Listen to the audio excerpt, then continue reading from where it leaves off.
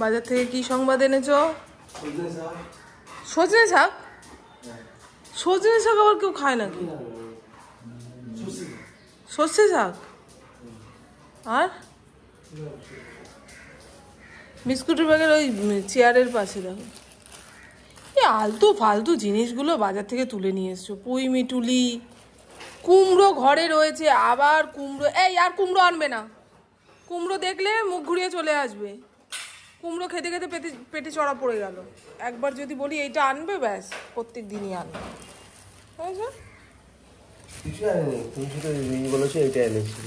কড়াইশুঁটি। আর ওটা কি? সর্ষে শাক কিভাবে রান্না করতে হয় জানো? খাইতে ভালো লাগে? খাইতে ভালো তো লাগে, কিন্তু রাঁধতে কিভাবে হয় তো জানি না। গুড মর্নিং, শুভ সকাল। কেমন আছেন আপনারা সবাই? নিশ্চয়ই খুব ভালো আছেন, আমিও খুব ভালো আছি। সকাল সকাল বাসি কাজকর্ম সারা হয়ে গেছে। এখন আমি স্নান করব না, কেমন কাশি হচ্ছে জানেন। এখন স্নান করলে ঠান্ডা লেগে যাবে। I am ready. এই নাইটিটা নতুন, মানুষ স্নান ধান সেরে নতুন নাইটি কিংবা জামা কাপড় গায়ে দেয়। আমার আর তর্স হইল না। পুরোনো নাইটিগুলো না এত নরম হয়ে গেছে, বসতে গেলে পেছনটা পুরো ফস করে ফেসে যাচ্ছে। সব কটা নাইটি।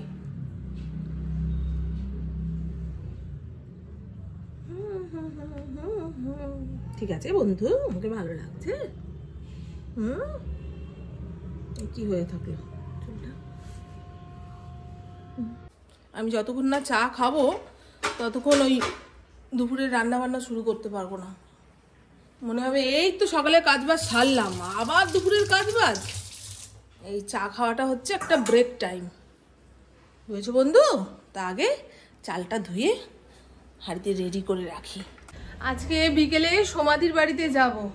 আমার কমেন্ট বক্সে একজন জিজ্ঞাসা করেছিলেন যে তুমি এখন সমাধির বাড়িতে যাও না, সমাধি তোমার বাড়িতে আসে না। সমাধির নাতনি হয়েছে, সমাধির মেয়ের ঘরে মেয়ে হয়েছে, সে সমাধির বাড়িতেই রয়েছে। ওইটুকু কচি বাচ্চাকে রেখে, সদ্য মাকে রেখে উনি আর কোথায় যায়? তো চলুন সমাধির নাতনিকে যে দেখতে যাব। তা নতুন বেবির জন্য কি জামা এনেছি সেটা দেখিয়ে দিই। আর নতুন মায়ের জন্য একখানা, মানে সমাধির মেয়ের জন্য একখানা নাইটি এনেছি। এই দেখুন, এই একটা ফুল হাতা জামা, সামনে বোতাম দেওয়া, পরাতে সুবিধা হবে, আর ভালোভাবে খুললাম না। আর সঙ্গে ফুল প্যান্ট। এই অল্প শীতে এটা পরিয়ে ফেলতে পারবে।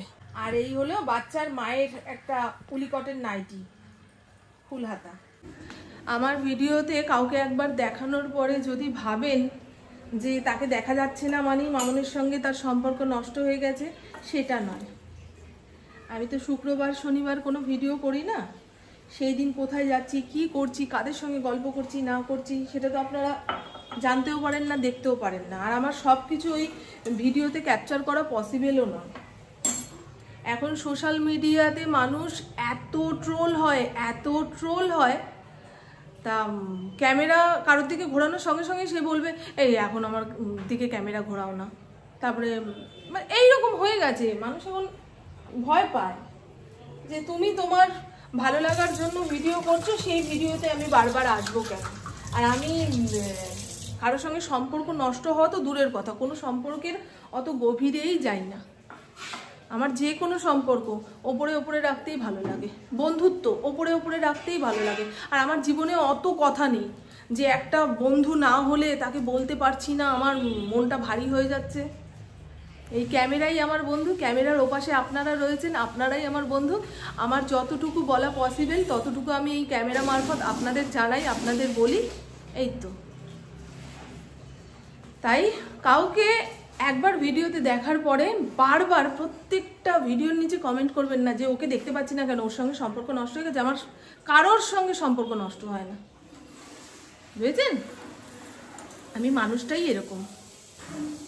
আমি সম্পর্ক ঝট করে তৈরি করতেও ভয় পাই, আবার সম্পর্ক তিতা হয়ে যাবে সেটা ভেবে ওই সম্পর্কের গভীরে যেতেও ভয় পাই। একদম সোজা সাপটা কথা, তাতে আমি ভালো আছি। আগেই বলেছি, এখন প্রত্যেকটা মানুষের বড় সাধনা নিজেকে কিভাবে ভালো রাখবো, নিজেকে কিভাবে আনন্দে রাখবো, বুঝেছেন? এই সাধনা যে করতে পেরেছে, সিদ্ধ করতে পেরেছে, সে শান্তিতে রয়েছে। চলুন, আমার মেয়েকে অনেকবার ডাকাডাকি করেছি, চায়ের কালারটা দেখাবো আপনাদের। আর আমার শ্বশুরবাড়ির ভিডিও আপনারা এখন আর দেখতে পারবেন না, কারণ আগের দিনই বলেছি আমার বৃদ্ধ শাশুড়িকে দেখে অনেকেরই কষ্ট লাগে। মজাটাকে এখন মানুষ মজাভাবে নিতে পারে না, জানেন তো?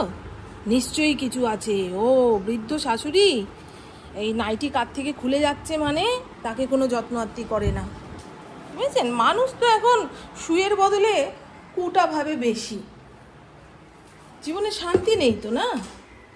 তাই ভেবেছি যে জিনিস মানুষ ভালোভাবে নিতে পারবে না, আবার সেই নিয়ে কমেন্ট করলে আমারও খারাপ লাগবে, আরও 4টে যুক্তি দিয়ে আপনাদের বোঝাতে হবে। বাবা, ও অত শরীরে তেল নেই গো, যে একটা জিনিস দেখানোর পরে তারপরে আবার সেটাকে যুক্তি তর্ক দিয়ে বোঝাচ্ছি, তাও মানুষ বুঝতে পারছে না। চলুন, আজকে কি রান্না করব না করব, ফ্রিজ থেকে দাঁড়া, এই ফ্রিজ চেঁচাইস না। আর এই দেখুন বন্ধু, আজকে রান্না করব ফুলকপি আলুর তরকারি। এই পুরনো আলু দিয়েই করতে হবে, সঙ্গে 1 থাবা কড়াইশুঁটি দেবো, তাহলে শীতের সবজির মতো খেতে লাগবে। আর লাউয়ের খোসা রেখেছিলাম জানেন, সেই খোসাটা ভাজবো। আমার লাউয়ের খোসা ভাজা খেতে খুব ভালো লাগে। আর এখানে শিম রয়েছে, দাগি হয়ে গেল, এত দাম দিয়ে শিম এনেছে, সেদিন খেলাম না, এখন হয়তো দাম কমেছে। দেখুন, ওই দামি শিমটাকে একদম দাগি করে খাচ্ছি। আর একসঙ্গে না অতগুলো তরকারি রান্না করতে ইচ্ছা করে না, খাওয়ার লোক কোথায়। আর এই দেখুন, ধনে পাতা নাকি 350 টাকা কেজি। হ্যাঁ, তাই ইন্দ্রকে ধনে পাতা আনতে পাঠিয়েছি, বলে মামন লুকিয়ে রেখেছে বাজারওয়ালা, বলে সবাই সবজিপাতি কিনে 5 টাকার ধনে পাতা চায়, 2 টাকার ধনে পাতা চায়, দিতে পারবো না বলে লুকিয়ে রেখেছি গো। আর এই তো লাউয়ের খোসাটাকে একদম ঝিরিঝিরি করে কেটে নিয়েছি, লবণ জলে ভাপিয়ে নিয়ে রান্না করব। বাজার থেকে লাউ কেনার সময় অনেকে দেখবেন ওই নোকটাকে ঢুকিয়ে ঢুকিয়ে লাউ চেক করে, লাউ কচি না বুড়ো, সেই জন্য ভাপিয়ে নিয়ে রান্না করব। আমার তো জীবনে সব খাওয়াই বারণ রে মা, তোর বাবা তো সেগুলোই ইচ্ছা করে করে আনবে, যাতে গায়ে পায়ে ব্যথা বানিয়ে শেষ করে দিতে পারে আমায়। আর ভেবেছিলাম সর্ষে বাটা দিয়ে শিম চচ্চড়ি করব। ও বাবা, শিম যা দাগি হয়ে গেছে, এ দিয়ে চচ্চড়ি বানালে ভালো লাগবে না, তাই এটাকে বাটবো। শিমটাকে অর্ধেক অর্ধেক করে কেটে নিয়ে লবণ দিয়ে ভালো করে সেদ্ধ করে নিতে হবে, তারপরে দেখাচ্ছি। খিদা পেয়ে গেল নাকি? ফরিং ভাবছে ওর জন্য ভাত বাড়বো, কিন্তু না, প্রেশার কুকারের ভাতটা এই ভাণ্ডার মধ্যে বেড়ে নিচ্ছি। এই যে চিকেন ধুয়ে প্রেশার কুকারে সিটি দিতে হবে। আমার এই সাইজের একটাই প্রেশার কুকার, তো কাজে খুব অসুবিধা হচ্ছে। বন্ধুদের বলো তো, বন্ধুরা আমাকে ভালো লাগছে? হ্যাঁ, আমার দিদি কাল রাতে কাজ পাচ্ছিল না, আমাকে সাজিয়ে দিয়েছে। আমার বাবা এটা দেখে খুব রাগারাগি করেছে, কপালে একটা বড় লাল টিপ পরিয়ে দিয়েছিল। বাবা যে এইভাবে কেউ সাজায়, লোকে দেখে কি বলবে। আজকে যে ছেলেটা মাংস দিতে এসেছিল, সে দেখে হেসে লুটুপুটি খাচ্ছিল। বলে দাও, আমার এই সাজ দেখে কেউ আর ভয় পাচ্ছে না, সবাই আমাকে হেসে উড়িয়ে দিচ্ছে। মা তো, তুমি আমার মা তো। কেমন লাগছে, ও মুখটা দেখলে আমারই হাসি পাচ্ছে। আর এই তো লাউয়ের খোসা ভাজা বানানোর জন্য কড়াইয়ের মধ্যে পরিমাণ মতন তেল দিয়েছি, তেলের মধ্যে শুকনো লঙ্কা কালো জিরা ফোড়ন দিয়ে আগে থেকে ভাপিয়ে রাখা ওই লাউয়ের খোসাটা তেলের মধ্যে দিয়ে ভালো করে নাড়িয়ে চাড়িয়ে নেবো। আর এখনই পরিমাণ মতন লবণ হলুদ মিষ্টি দিয়ে দিয়েছি। আর একটু ভাজা ভাজা হয়ে যাওয়ার পরে এখানে কোকো ফ্রেশ একখানা নারকোল কোড়ার প্যাকেট আমি ব্লিঙ্কিট থেকে সেদিন আনিয়েছি, খুব ভালো। ওই দেখুন, এখান থেকে 2 টুকরো নিয়ে ওই লাউয়ের খোসা ভাজার মধ্যে দিয়ে দেব। টাটকা নারকলের মতন স্বাদ হয়নি ঠিকই, ইন্দ্র তো বলছিল ওই কচু কুড়িয়ে প্যাকেটে করে বিক্রি হচ্ছে আর তোমরা ভাবছো নারকল। আমি অত অবিশ্বাস করলে হবে, এটা দিয়ে নাড়িয়ে চাড়িয়ে খোসা ভাজাটা নামিয়ে নেব। আর এখানে শিম বাটা বানানোর জন্য শুকনো লঙ্কা রসুন অল্প একটু কালো জিরে শুকনো খোলায় ভালো করে টেলে নেব, যাতে রসুনের কাঁচা গন্ধটা চলে যায়। তারপরে সবটা মিক্সিং বোলের মধ্যে দিয়ে আগে থেকে ওই সেদ্ধ করে রাখা শিমটাও ভালো করে জল চিপড়ে এর মধ্যে দিয়ে একটা মিহি পেস্ট বানিয়ে নেব, তারপরে দেখাচ্ছি চলুন। আর আমি এখন একটা পডকাস্ট শুনছি, ওই মমতা শঙ্কর কি বলছেন না বলছেন, আমার বেশ এরকম সেলিব্রিটিদের কথা শুনতে খুব ভালো লাগে জানেন। উঠে গেছে কর্মটা দেখাতেই হবে, আমার মাঝে কাজ করে, একবার সিলিংয়ের ওপর থেকে, একবার মাটি থেকে, একটা গাছকে 3-4 বার দেখাবে, লোকে ভাববে পুরো বাড়ি মুছে নিচ্ছে। পুরো বাড়ি তো নিচেরটা মুছলাম না। দেখুন এই যে ভিডিওটা করে থাকছে, প্রত্যেকটা ভিডিওতে এই ক্লিপটা জুড়ে দেবে, তারপরে দেখবেন রোগা হচ্ছে না। আমার বন্ধুরা জানে আমার বাড়িতে কোনো কাজের লোক নেই, সুজাতাকে রেখেছিলাম তাও ছাড়িয়ে দিয়েছি। এই নিচে রাখ, তুইও মোচ।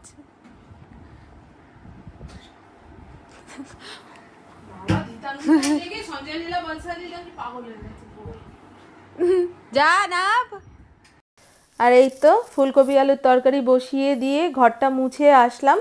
আর শিম বাটাটা এখন তেলের মধ্যে ভাজা ভাজা করে নাবাবো। দেখেছেন কড়াইয়ের মধ্যে কয়টুকু পরিমাণ তেল দিয়েছি। এইবারে আগে থেকে বেটে রাখা শিম, তারপরে শুকনো লঙ্কা, রসুন, কালো জিরে সব মিক্সির মধ্যে ছিল, সেটা দিয়ে ভালো করে ভাজা ভাজা করে শুকনো অবস্থাতে নাবাবো, যাতে কড়াইয়ের গায়ে লেগে না যায়। যদি জলা জলা থাকে না এই শিম বাটাটা, খেতে ভালো লাগবে না। এই দেখুন কতটা টাইট ফিট হয়েছে। একটু মিষ্টিও দিয়েছিলাম।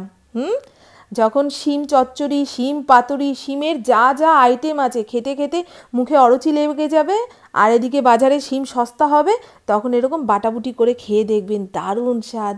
আর এই হলো লাউয়ের খোসা ভাজা। রেডিমেড নারকেল কোড়াটা দেওয়ার জন্য এই খোসা ভাজাটার স্বাদ অন্যরকম হয়েছে। না হলে পেঁয়াজ দিয়ে খোসা ভাজা করি, না হলে আলু কুচিয়ে দিয়ে খোসা ভাজা করি।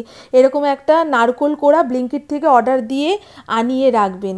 অনেক সময় মোচা ঘন্টতে, থোর ঘন্টতে, বিভিন্ন খাবারে একটুখানি নারকেল কোড়া ছিটিয়ে দিলে অন্যরকম স্বাদ হয়ে যায়। আর এই হলো ফুলকপি আলু কড়াইশুঁটির তরকারি, একদম শুকনো শুকনো করে নাবিয়েছি। ইন্দ্রকে বলেছি এই শীতকালে একটু শুকনো শুকনো খাবে, তো ডাল দিয়ে ভাত মাখলে না ঝট করে ঠান্ডা হয়ে যায়। আর আমার ডাল খেতে ভালো লাগে না, রাঁধতেও ভালো লাগে না। গুড ইভিনিং, শুভ সন্ধ্যা।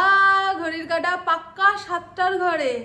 আজকে সকালেই বলেছিলাম সমাধির যে নাতনি তাকে জামা দিতে যাব, তাই ইন্দ্র দুপুরবেলায় এসে বলল আজকে তোমার ঠাকুমা আসবে। আমার কাকার মেয়ের তো বিয়ে ঠিক হয়ে গেছে, ডিসেম্বরের 5 তারিখে বিয়ে, আজকে নিমন্ত্রণ করতে আসবে। আমি দেখো তুমি আগে বলনি কেন? আমি সমাধিকে কবে থেকে বলছি আজ যাব, কাল যাব, পরশু যাব, তরশু যাব। এবারে মনে হয় বাচ্চা বড় হয়ে যাবে, হাঁটতে শিখে যাবে, যেই জামা কিনেছি সেই জামা তার গায়ে আটবে না। আর কবে যাব বলুন তো? তা ঠাকুমা বলে দিয়েছে 8টার সময় আসবে, এখন 7টা বাজে, 1 ঘন্টার মধ্যে যাব, বাচ্চাটাকে দেখে চলে আসব। ঠিক করেছি না? ওই ঠাকুমারা আসবে, নিমন্ত্রণ করবে, তারপরে আমি যাব, রাত হয়ে যাবে। যতই কাছাকাছি বাড়ি হোক না কেন, ওই অত রাত্রিরে কোথাও যেতে ইচ্ছা করে না। আর দেখুন মিশো অ্যাপ থেকে এই হাউস কোটটা অর্ডার দিয়েছিলাম। আমি যে লোকাল মার্কেট থেকে হাউস কোট কিনেছি তার দাম নিয়েছিল 350 টাকা। 350 কোথায়, 360 টাকা করে। আর মিশো অ্যাপ থেকে এই হাউস কোটটা এসছে, এটার দাম নিয়েছে 274 টাকা। অনেক কম না দাম? তবে ওটার কাপড় একটু মোটা, এটা একটু পাতলা। মা ঠিক বলেছি মা? হ্যাঁ, অনলাইনে জিনিসের দাম কম, আপনারা রেগে যাবেন। হুটোপাটির চোটে বড় ব্যাগটা আর খুঁজে পেলাম না। আসার আগে দিদিকে ফোন করে নিয়েছি, দিদি তুমি বাড়িতে আছো? বলে হ্যাঁ হ্যাঁ। কোথায় আর যাব? ওই দেখ ঝগড়া করছে। খিদা পেয়েছে নাকি? ও তর্স হয়েছে না? আমি তো বললাম ঝগড়া করছে।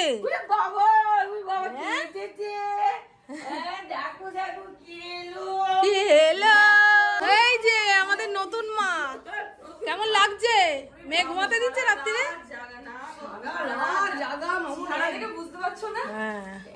একটু উবুর হতে শিখবে, দেখবি তখন ঘুমাবে, সবার কোলে থাকবে।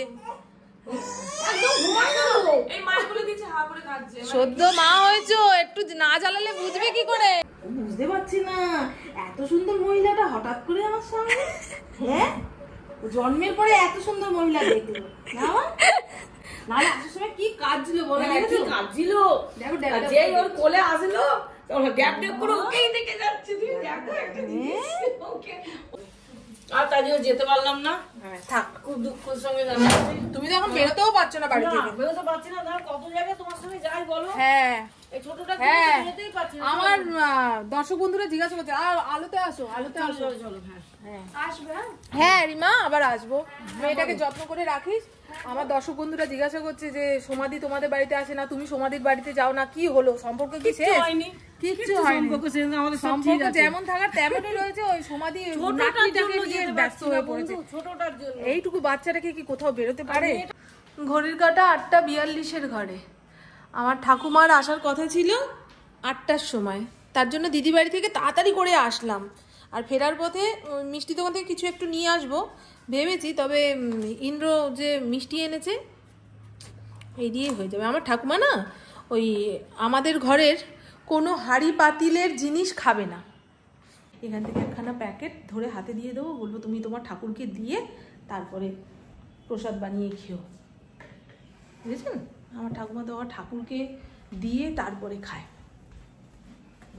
সেই কারণেই তো ওই কীর্তন পাঠ ছাড়া এদের আর কোনো খাওয়ার গল্প নেই। বৈষ্ণব সেবা এইসব জায়গাতেই ওরা।